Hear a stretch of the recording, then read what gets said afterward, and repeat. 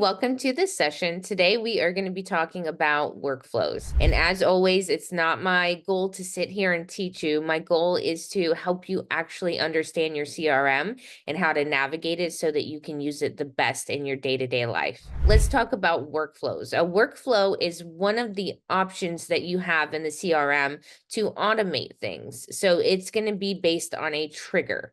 So for example, if something happens, then something else will happen. So if there is a value in a certain field, then an email is going to be sent out. So that's the logic behind a workflow. It is going to help you not have to worry about doing these things manually. For example, you need to create a task every time something happens. You need to send an email every time a lead is created. Things like that are very redundant and that you're doing a lot and it's taking up a lot of your time. So we're going to solve that problem by creating a workflow for it.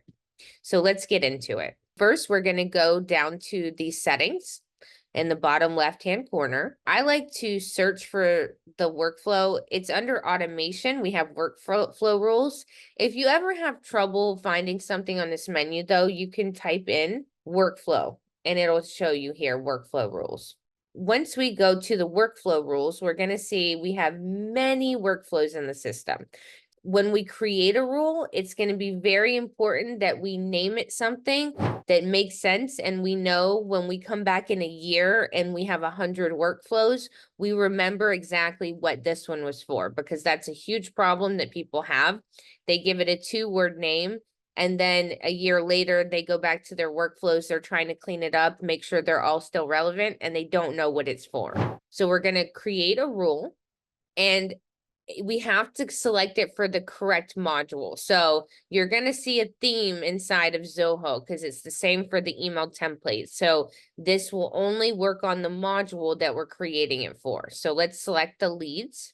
And then we're going to give it a name. So send an email when a lead is created.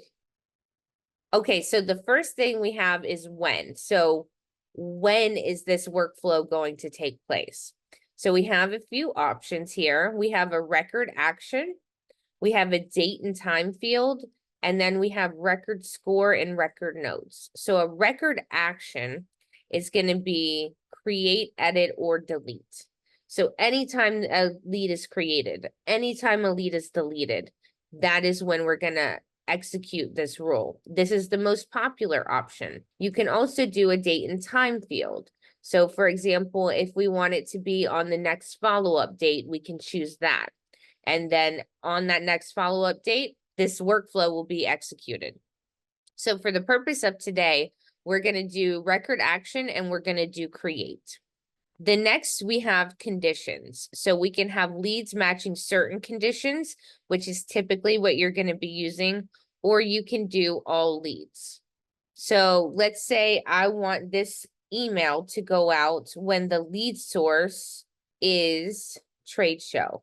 So anytime the lead source is trade show, they're going to get a specific email saying, thank you for your time at the trade show. It was great meeting you, something like that. Now, let me show you one other thing.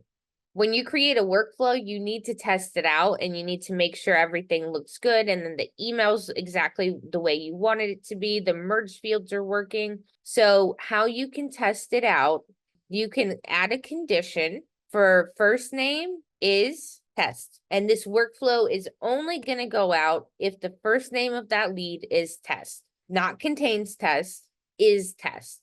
So very unlikely that you're going to have a person whose name is actually test.